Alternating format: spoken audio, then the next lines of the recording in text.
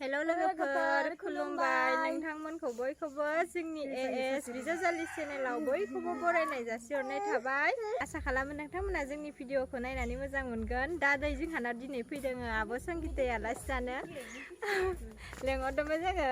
नै बिखैजाय दङ आब' संगिताया नानि फिसाखौ लादो।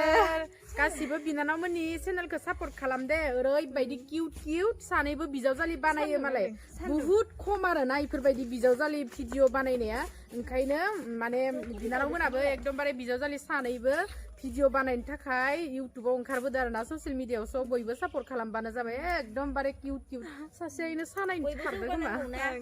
आब'खौथ' गोबाङानो सिनायखायो। आब'नि लोगोफोरा जोंखौ अननानै सापर्ट खालामहरदो आरो।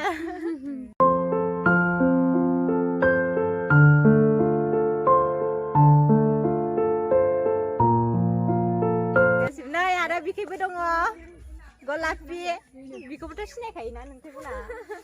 हेलौ बांसिनसो सिनायो।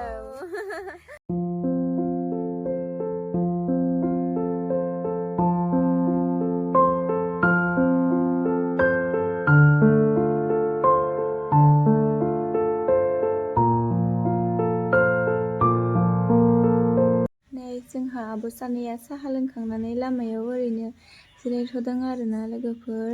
नै बाबुआ जोंहानिया। नोंथांमोना बेखिनिखौनो नायलांबाय थादो।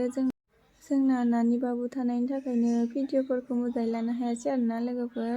आब'मोननि साहा लोंनाय, रायज्लायनाय, ओंखाम जानाय, संनाय खावनाय जेबोखौनो भिडिअ लानो हायासै।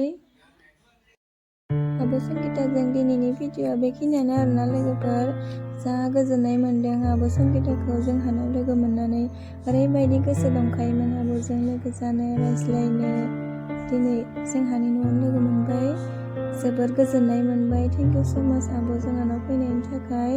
लोगोसे आब' गलापिनिसिमबो थेंक इउ स' माच जोंहानाव फैनानै जोंजों बेफोरबायदि इन्जय खालामफैनायनि